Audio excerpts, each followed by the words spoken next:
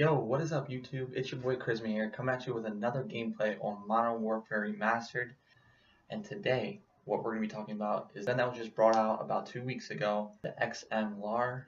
I'm going to be showing you how overpowered the gun really is in some gameplay footage, and talk about what is best on the gun, what perks you should use, and what attachments and all of that. So I hope you enjoy. Let's get into it. Alright, so we're about to get into some crash here. And what we're going to be choosing is the gun an Xm-Lar, and I'm going to be showing you guys how really OP this gun really is since they updated the game. So as you can see in this gameplay, it's very powerful. It could be a 2-shot kill with stopping power at close to medium range, and medium range is large. Like I was killing people in 2 shots from pretty simple ranges. 3 at long range usually is the maximum you can 3-bullet people, and then most of the time high end like long range is like 4 bullets. You don't really want to use a silencer on this gun because it makes it weaker, but at the same time, you don't really want to use like iron sights or anything either because it's harder to see. So what I do is I put the red dot on my gun. As you can see in this gun, I don't like this gun specifically for Call of Duty. I think it's way too easy to get kills with. But the M16 I still think is more powerful than it. It's definitely a better gun than the M4, also the G36, and also the G3. Pretty much everything except the M16 is better than, but it's not as OP as M16 is what I'm trying to say. It's definitely probably the second best assault rifle in the game. But before we start complaining about how you have to pay to win, this gun was easily crafted for about, I think it was 4,000 parts. The exact value I kind of forget, but it was pretty low and obtainable amount. All you gotta do is play enough. You can always buy it to get it, but I'm not one to spend my own money to buy a gun in the game. This gun, everyone was kind of comparing it to the ACR.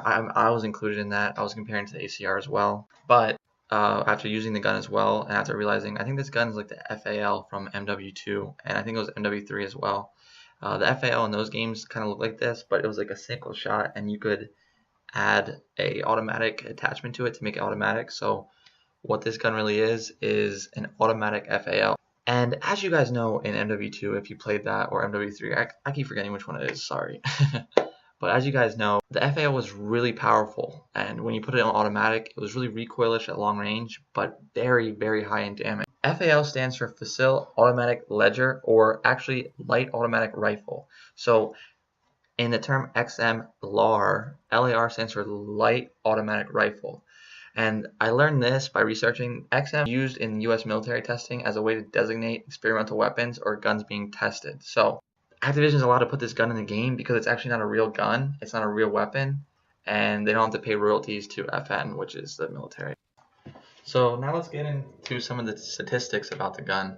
The reload speed is very, very quick. It's like literally about a second. You don't even see the character bringing the magazine into the gun before you can cancel the reload, and then the bullets are automatically in there with a full clip. It has perhaps some of the worst iron sights in the whole game. That's exactly why I put the red dot on it. And it has, like I said, same sound effects as FAL from MW2. Pretty much the same exact gun, only this one is automatic, and the recoil is actually not even there for the most part. Up close, the gun is very, very dangerous. So overall, what I can say about this gun the most is that a lot of people think that it's not overpowered, but me as an original Call of Duty 4 player and playing Call of Duty for the past like 9 years, maybe even longer, this gun is by far overpowered. Even if I said it's not as much as M16, still it shouldn't be in the game. I pretty much told you about all the statistics of this gun. No recoil, it's pretty much the FAL and the ACR. Very overpowered, it's really easy to use, and makes even the noobs really good at the game. Excuse that term noobs, but you know what I mean, like the new guys who aren't as good at the game. This gun helps them a lot in the aspect of being able to get kills really easily. Let me just go into the depth of what I think about them adding this gun to the game. Call of Duty 4 originally is referred to as one of the greatest shooters of all time for a reason, and that is because the game was just so balanced, and they added nothing to it. That's exactly the reason why they brought it back to begin with, and all the fans wanted it to stay the same. But you know, Raven Software and all that, and they're like, you know what, let's just add some more weapons into the arsenal, make it more of a variety, and I just don't agree with that at all. Alright, so that's enough about how COD 4 was originally the best game ever. It's opinionated, of course, but that's enough of that. Let's go back to how great this gun actually plays on the game. Even though I personally don't like the ad of it, I love the gun itself because it's really overpowered. I mean, that kind of sounds wrong for me to say that because as an experienced Call of Duty player, I shouldn't want a gun that's really overpowered. I should want a gun that is like balanced and like makes the game really fun. But you know what? It is what it is. Call of Duty is going to add things just to make it better for them, make them more money. You know, that's how business works. Add things to make more money. People are going to buy credits just to get this gun because they know it's so good. Like I said, the gun, I really do like using it. It's really powerful. The hip fire at really close range is really, really powerful. And like I said, with the red dot, the range is unlimited. You can go across the map and just like 3-shot people across the map, which is really incredible. So overall, the gun is really fun to use. A lot of people that I've seen so far in public matches, a lot of people that I've seen so far when I've been using the gun have also used it against me. So like I said, it's really popular. I mean, of course it's going to be since it's a new gun. People always want the new thing that comes out, and rightfully so. They already know it's really overpowered and it's really helpful. It helps them get kills really easily. So as you can see, my first gameplay on Crash here, it was fairly simple to get a lot of kills. I think I went 25 and 8 here, which is a pretty good KD. Pretty easy for me as a Call of Duty player. I'm good without this gun. I don't try to boast my stats or anything, but my kill death ratio overall I think is a 2.7 or something like that. But like I said, in my first game on Crash, I went 25 and 8. I think that's like a 2.4 something KD. Fairly simple for me. If I would use like an MP5 or something, it'd be a lot harder. This gun's really easy to use, really easy to camp with. So like I said, I don't really agree with it being in the game, but I can't do much about that. I'm not the creator of it. I just play the game. So whatever they add to the game, I'll probably use. And of course, whatever they add to the game, I'll upload on YouTube and tell you what I think about it. I'm originally from COD 4, so this game to me, they should have just stayed the same. It was perfect the way it was. There wasn't really anything wrong with the game. The only thing I'll take out of the game is what most people would just take out of the game, which is Juggernaut. Juggernaut is one of the worst perks ever created. I don't know why you're allowed to have extra health because that is bull crap in my opinion. As you can see here on Crossfire, I was kind of camping. I'm not technically a camper myself, but in order to get a lot of kills with this gun, it's much easier to do it while you're farther back because it's an assault rifle, so the longer the range, the easier. I'm using a red dot on it with no kit at the moment. I don't have a kit on it. I think it looks better without the kit.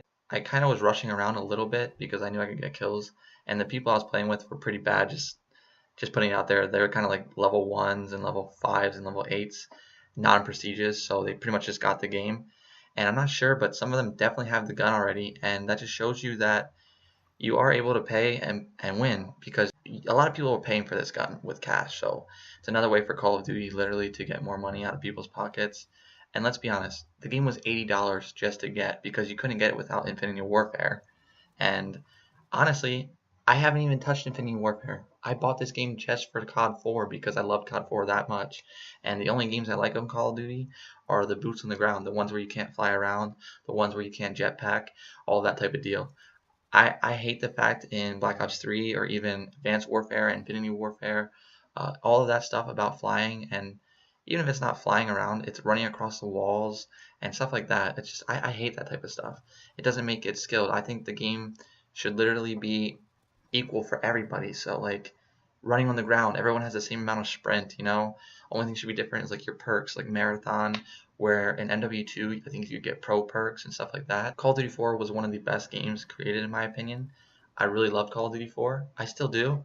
If I was able to play Call of Duty 4, the original one, not even the remastered version, I would still play it, even though the graphics totally suck compared to this one, but that's besides the point. But yes, I totally would still play that game because I love it that much. I remember me and my buddies used to play a thing called Bogman Shuffle, which was a thing where we would have a full party of 6 on headquarters, and we would literally just keep starting up a match until we got Bog, the map Bog, or the map Shipment, and we would just keep playing that over and over again. And the guys we played with, I think it was me, my brother-in-law, my boy named Brian. We would all play Shipment and drop like 200 some kills a match in headquarters, because we would just cap it all the way to like 220 or I think it was maybe 195, whatever it was back then.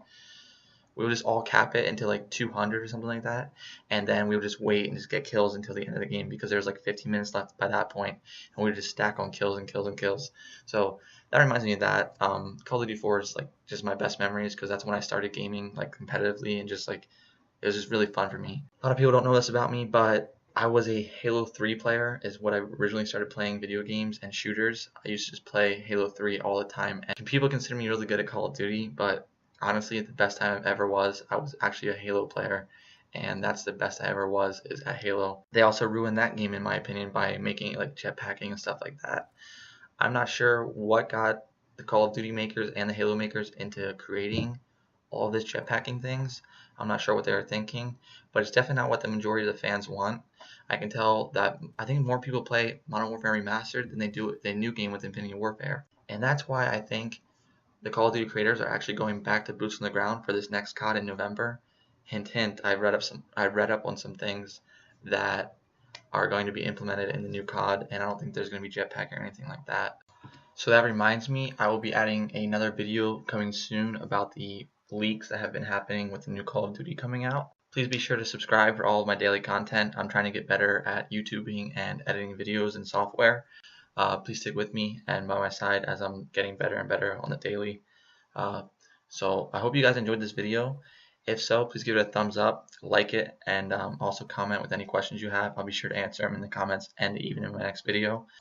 So yet again, I just want to shout out to everybody who subscribed to me and all my followers on Twitter and even Twitch. I want to thank you all for your support so much. It really means the world to me. Even if you take like 5 minutes out of your day to watch this video, it means that much to me that you guys will take that time and watch me. So yet again, thank you all so much, and hope you all have a great day, and I'll see ya.